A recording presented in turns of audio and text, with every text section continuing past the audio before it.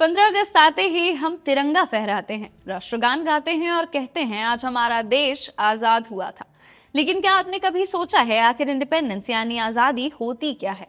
भारत को आजादी की जरूरत आखिर पड़ी क्यों? अंग्रेज भारत में आए कैसे और उन्होंने करीब 200 साल तक भारत पर शासन कैसे किया? और आखिर वो कौन सी घटनाएं थीं जिनके बाद 15 अगस्त 1947 को भारत एक स्वतंत्र देश बना? आज समझते हैं भारत की आजादी की पूरी कहानी एक आसान टाइमलाइन। सबसे पहले समझते हैं इंडिपेंडेंस का मतलब। इंडिपेंडेंस यानी किसी दूसरे देश या सत्ता के नियंत्रण से मुक्त होकर अपने फैसले खुद लेने की क्षमता। एक स्वतंत्र देश अपनी सरकार चुनता है, अपने कानून बनाता है और अपने भविष्य का फैसला खुद करता है। आज भारत में ये सब सामान्य लगता है, लेकिन एक समय ऐसा भी था जब भारत के बड़े फैसले भारत के लोग नहीं बल्कि ब्रिटिश सरकार लेती थी। और यहीं से शुरू होती है हमारी कहानी। अंग्रेज भारत में आए कैसे? अंग्रेज भारत पर शुरुआत से शासन करने नहीं आए थे, वे व्यापार करने आए थे। 1600 में ईस्ट इंडिया कंपनी को ब्रिटेन की महारानी एलिजाबेथ वन से भारत के साथ व्यापार करने की अनुमति मिली। धीरे धीरे कंपनी ने भारत के अलग अलग हिस्सों में व्यापारिक केंद्र बनाए, लेकिन फिर व्यापार के साथ सत्ता की लड़ाई शुरू हो गई। 1757 की बैटल ऑफ प्लासी को भारत में ब्रिटिश राजनीतिक प्रभुत्व की शुरुआत की महत्वपूर्ण घटनाओं में माना जाता है। इसके बाद ईस्ट इंडिया कंपनी लगातार अपना प्रभाव बढ़ाती गई। कई भारतीय राज्यों के साथ युद्ध हुए, संधियां हुई और धीरे धीरे कंपनी ने विशाल क्षेत्र पर अपना नियंत्रण स्थापित कर लिया, कंपनी से ब्रिटिश क्राउन तक। लेकिन 1857 में सब कुछ बदल गया। भारतीय सैनिकों और अलग अलग वर्गों के लोगों का बड़ा विद्रोह हुआ।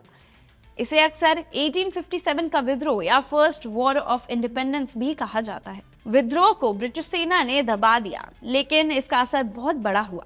1858 में ईस्ट इंडिया कंपनी का शासन खत्म कर दिया गया और भारत का शासन सीधे ब्रिटिश क्राउन के हाथों में चला गया। यानी अब भारत पर कंपनी नहीं, सीधे ब्रिटिश सरकार का शासन था। अब आते हैं आजादी की लड़ाई संगठित कैसे हुई। इसके बाद भारतीयों में राजनीतिक जागरूकता तेजी से बढ़ने लगी। 1885 में इंडियन नेशनल कांग्रेस की स्थापना हुई। धीरे धीरे भारतीय नेता ब्रिटिश शासन में सुधार और फिर स्वशासन की मांग करने लगे। 20वीं सदी में स्वतंत्रता आंदोलन और ज्यादा मजबूत हुआ। बाल गंगाधर तिलक, लाला लाजपत राय, विपिन चंद्र पाल जैसे नेताओं ने आंदोलन को नई दिशा दी। फिर भारतीय स्वतंत्रता आंदोलन में एक ऐसा नाम सामने आया जिसने आंदोलन का तरीका ही बदल दिया, महात्मा गांधी। फिर आते हैं गांधी और नॉन वायलेंस। गांधी जी ने सत्य और अहिंसा को आंदोलन का प्रमुख हथियार बनाया।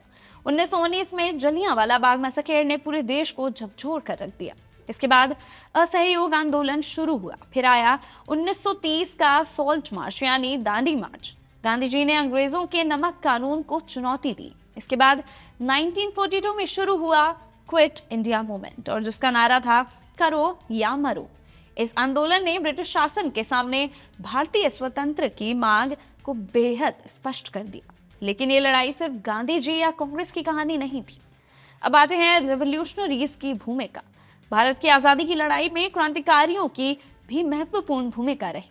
भगत सिंह, चंद्रशेखर आजाद, रामप्रसाद बिस्मिल, अशफाक उल्लाह खान और कई दूसरे क्रांतिकारियों ने ब्रिटिश शासन के खिलाफ संघर्ष किया। भगत सिंह और उनके साथियों ने युवाओं में स्वतंत्रता की भावना को बेहद मजबूत किया।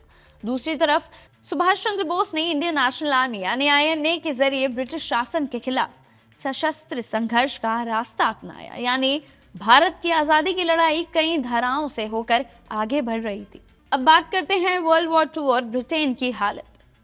अब कहानी आती है 1940 के दशक में। द्वितीय विश्व युद्ध ने ब्रिटेन की आर्थिक और सैन्य स्थिति को कमजोर कर दिया। भारत में स्वतंत्रता आंदोलन लगातार दबाव बना रहा था। युद्ध के बाद ब्रिटेन के लिए भारत पर पहले ही तरह शासन बनाए रखना मुश्किल हो जा रहा था।